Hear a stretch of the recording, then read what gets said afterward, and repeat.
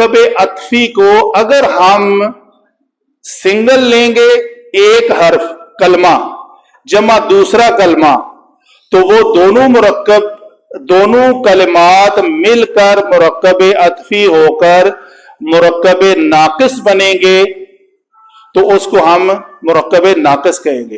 جب یہ جملے کے اوپر عطف ہوتا ہے تو یہ مرکب ناقص کی شکل اختیار نہیں کرتا، یہ جملہ تام بنتا ہے۔ جملہ تام کا جملہ تام کے اوپر عطف ہو کر، اس لیے اس کو مرکب کی شکل میں علماء نہیں لکھتے۔ کلیئر ہوئی بات؟ اچھا جی،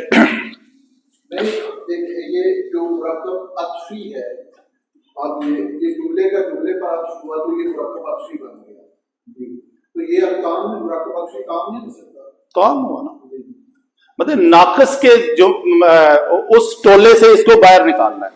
ایک تھوڑی اپنی جی جی رہنمائی کے لیے جی، ایک اس کی یہ بھی تعریف کہ کم از کم دو حروف، دو یا دو سے زیادہ حروف، اسماء، افعال اور جملوں کا جن کا تعلق ایک ہی معاملہ سے ہو اور ان کے درمیان حرف کو مرکب عطفی کہلاتا ہے۔ ٹھیک ٹھیک ہے جی، ٹھیک۔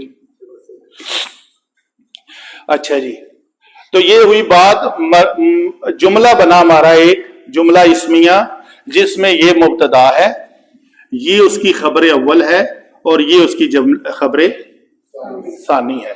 تو یہاں تک بات مکمل ہوئی۔ آگے ہے فا فصیحہ۔ فا فصیحہ کیا کرتا ہے؟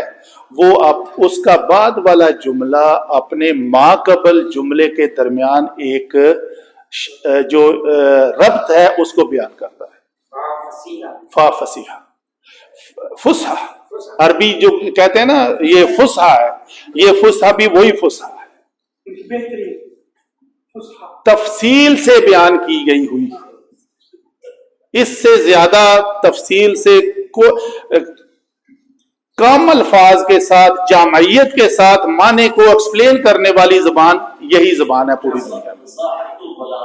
جی، فصاحت و بلاغت۔ بلاغت کا مطلب ہے بڑی فصاحت، تفصیل کے ساتھ بیان کر کے بلاغت آپ تک بات کو پہنچانا، یہ ہے۔ اچھا جی، ایذا حرف شرط ہے جو کہ یہ علماء اس کی تفسیر میں بیان کرتے ہیں۔ آپ نے ترجمہ پڑھا ہوا ہے کیا؟ آپ فرما دیجئے وہی ہے رحمان جس پر ہم ایمان لائے اور اسی پر ہم نے بھروسہ کیا، اور ان قریب تم جان لوگے کون کھلی گمراہی میں ہے۔ اتنا ہی پڑھے۔ اون علم نحو دا فائدہ اس ترجمہ جانن تو بعد پھر تسی دسیو کہ جہاں ترجمہ پڑھے ہے جے او دا اتھو تک کی اکتفا کافی ہے یا تھوڑا ہی نہ اور بھی ایڈ ہو جائے تو پتہ لگے گل دی کی اذا ابھی تم، یہ بات ہو رہی ہے ان کفار مکہ کو کے ساتھ۔ اللہ تعالیٰ فرما رہے ہیں اے نبی آپ ان کو کہہ دیجئے کہ اذا جمع ماضی ذکر ٹو مضارع، ابھی تم لفظ ہے ابا واستکبر وکان من الکافرین، اس ایک نے مذکر نے انکار کیا۔ اگر تم انکار کرتے ہو ایمان لانے سے،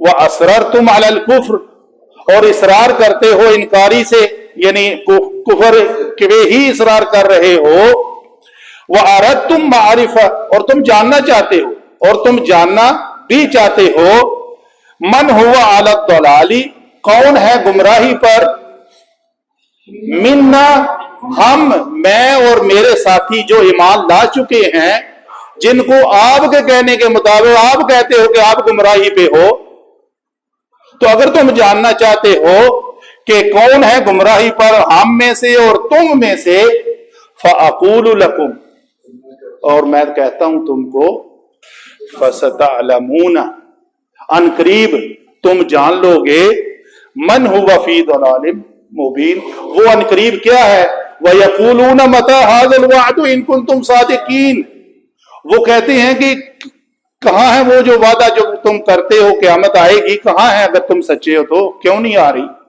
تو جب ان کو فَلَمَّا سِیئَتْ زُلْفَةً، جب ان کو قریب دیکھ لیں گے قیامت کو مرتے ہوئے، تو پھر آگے وہ آیت پلس آگے والی یہ آیت، یہ سارا ایک سیاق اس بات کو دیکھے نا، تو سمجھ آ رہی ہے بات کی کہ اللہ تعالیٰ نے آپ صلی اللہ علیہ وسلم کے ذریعے مخاطبین قرآن کو یہ بات سمجھائی ہے کہ یہ گرد و نواح میں ساری علامت جیسے وہ ہے افلا ينظرون الى الابل كيف خلقت والى السماء والى الجبال والى الارض، یہ ساری باتیں دیکھ کر تمہیں عقل کرنی چاہیے.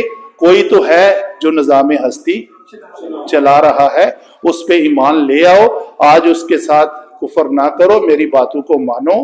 وہی ہے اس سارے نظام کو چلانے والا. تو ہے فَسَتَعْلَمُونَ، یہ مرفوع ہو کر فاعل، یہ فعل. تو عنقریب کے معنی میں دے گا، عنقریب تم کیا جان لو گے؟ یہ من ہوگا فی ضلال مبین. من اس میں استفہام مبتدا، کون ہے وہ جو مبتدا کے بارے میں خبر کیا ہے؟ ہوا فی ضلال مبین. ہوا ضمیر مرفوع ہو کر مبتدا بن رہی ہے، اور فی یہ مرکب توصیفی ہے. مرکب توصیفی اپنے حرف جارہ کے ساتھ مل کر مرکب جاری ہو کر متعلق خبر بن رہا ہے اس مبتدا کی. تو مبتدا اور خبر جملہ اسمیہ ہو کر اس من کی خبر بن رہے. من موصولہ نہیں، من استفہامیہ.